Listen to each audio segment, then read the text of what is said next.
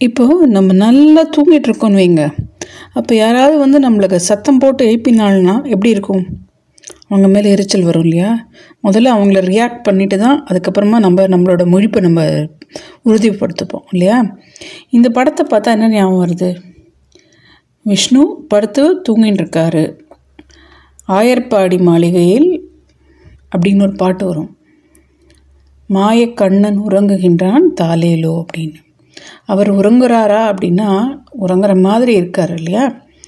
இந்த மாதிரி ஒரு இடத்துல உறங்குற மாதிரி இருக்கிறச்சே, வைகுண்டத்தில் பர்க்கடலில் ஆதிசேஷன் மேலே பள்ளி கொண்டிருக்கிறச்சே லக்ஷ்மி தேவி வந்து விஷ்ணு அவருக்கு கால் பிடிச்சி வச்சுட்டுருக்கச்சு பிருகு முனிவர் வந்திருக்கார். அவர் வந்ததை கவனிக்காமல் இவர் வந்து படுத்துட்டுருக்கார். இவர் என்ன கவனிக்காமல் அவனுக்கு என்ன அப்படி தூக்கம் அப்படிங்கிற மாதிரி கோச்சுண்டு அவரோட நெஞ்சில் ஹிருதயத்தில் வக்ஷஸ்தலம்னு சொல்லக்கூடிய ஹிருதயத்தில் உதச்சுடுறார் பிருகு முனிவர். திடுக்கிட்டு எழுந்துட்டோன்னே நம்மளுக்கும் பெருமாளுக்கும் ஒரு வித்தியாசம். நம்மளாக இருந்தால் உதச்சால கோச்சுப்போம். இவர் வந்து என்னோட ஹிருதயத்தில் மதிச்சதுனால உங்களுக்கு கால் வலிக்குமே, நான் காலை பிடிச்சி விட்றேன்னு அவரோட காலை பிடிச்சாராம். அவருக்கு ஒரு பாகவதா, ஒரு முனிவர், ஒரு ரிஷி, ஒரு பக்தர், அவளுக்கெல்லாம் வந்து நம்மளால் கூட தீங்கு பண்ணக்கூடாது அப்படிங்கிறதுல, நம்மளால் கூட அவளுக்கு தீங்கு வரக்கூடாது அப்படின்னு நினைக்கிறவர் பெருமாள். பாகவதா அப்படிங்கிறவா யார்? பாகவதம் அப்படின்னா என்ன? பாகவதா ஏன் இம்பார்ட்டண்ட்? அந்த காலத்துலேருந்தே வந்து நம்மளுக்கு இன்ஃபர்மேஷன் வரக்கூடிய சேனலாக இருக்கிறவா வந்து பாகவதா. 3 விஷயம் நம்ம கண்டிப்பாக தெரிஞ்சுக்க வேண்டியது இருக்குது. மாம் ஏகம் சரணம் ரஜான்னு சொல்லியிருக்கிறவர் பெருமாளை தான் பகவான்னு சொல்கிறோம்.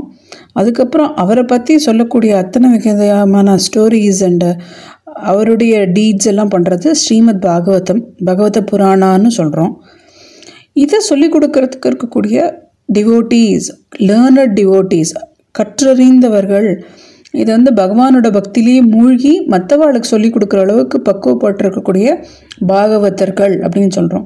இந்த 3மே நம்மளுக்கெலாம் ரொம்ப இம்பார்ட்டண்ட்டு. இந்த 3த்தில் வந்து நம்ம எதுலையுமே அபராதம் பண்ணக்கூடாது.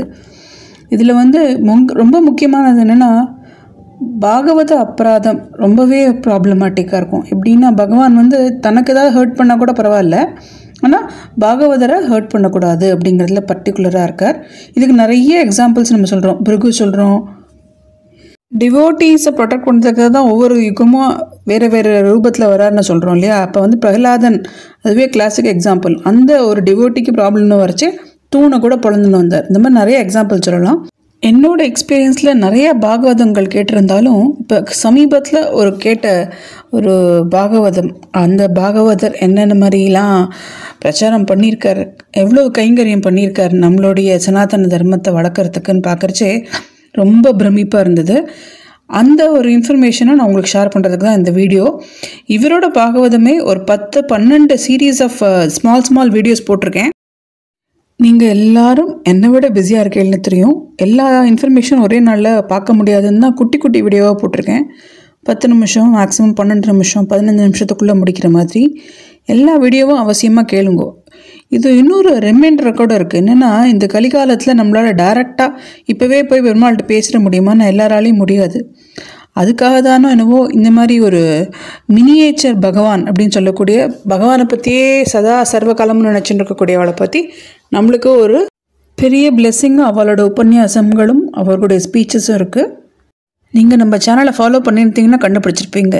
எஸ், ஸ்ரீ கே கோவிந்தராஜன் அப்படின்னு தெரியாத ரொம்ப பேருக்கு கடலூர் கோபி பாகவதர்னு சட்டுன்னு புரியும். இவர் வந்து 1961 கடலூரில் பிறந்திருக்காரு.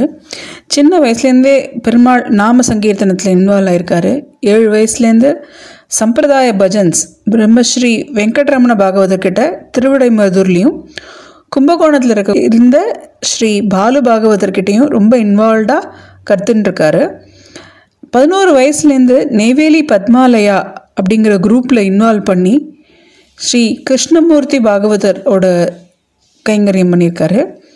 சம்பிரதாய ராதா கல்யாணம், சீதா கல்யாணம் நிறைய பண்ணியிருக்காரு. பரனூர் ஸ்ரீ கிருஷ்ண பிரேமி சுவாமிகள், நம்ம எல்லாரும் அண்ணா அப்படின்னு சொல்லக்கூடிய கிருஷ்ண பிரேமி சுவாமிகளோட பிளெஸ்ஸிங்ஸ் வந்து நிறையா கிடச்சிருக்கு. 2000ஆம் ஆண்டில் மட்டுமே இவர் வந்து 108 பஜன்ஸ்க்கு மேலே பண்ணியிருக்காரு.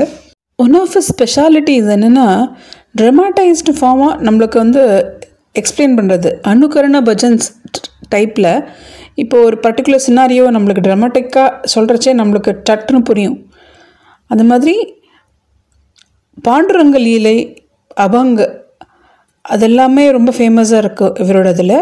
அது மட்டும் இல்லை, பத்ராச்சல ராமதாஸ் ரொம்ப ஃபேமஸாக இப்போது சொல்லக்கூடிய உபன்யாசங்களில் ஒன்று. இவருக்கு வந்து பஜன் பூஷன் அப்படிங்கிற அவார்டை வந்து மராத்தி அசோசியேஷன் கொடுத்துருக்கு 2007 சென்னையில். இது மட்டும் இல்லை, எக்கச்சக்கமாக 1000க்கும் மேற்பட்ட ப்ரோக்ராம்ஸ் கொடுத்துட்ருக்காரு. அவருக்கு வந்து காஞ்சி காமக்கோடி சுவாமிகள், ஸ்ரீ பரனூர் ஸ்ரீ கிருஷ்ணபிரேமி சுவாமிகள், குருஜி முரளிதர சுவாமிகள், மைசூர் ஸ்ரீ கணபதி சச்சிதானந்த சுவாமிகள் போன்ற பெரிய பெரிய மகான்கள்லாம் ஆசீர்வாதம் பண்ணியிருக்காங்க. இவங்க வந்து ஆனுவலாக பஜனை மயலா கண்டக்ட் பண்ணுறாங்க ஏப்ரலில்.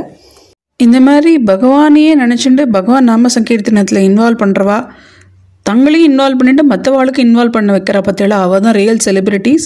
இன்றைக்கி நான் என்னோடய ரியல் செலிப்ரிட்டியை நம்ம ஒரு சேனலில் இன்ட்ரடியூஸ் பண்ணுறதுல எனக்கு ரொம்ப மகிழ்ச்சியாக இருக்குது. அவரோட உபன்யாசங்கள் 12 எபிசோட்ஸாக போட்டிருக்கோம் ஆல்ரெடி.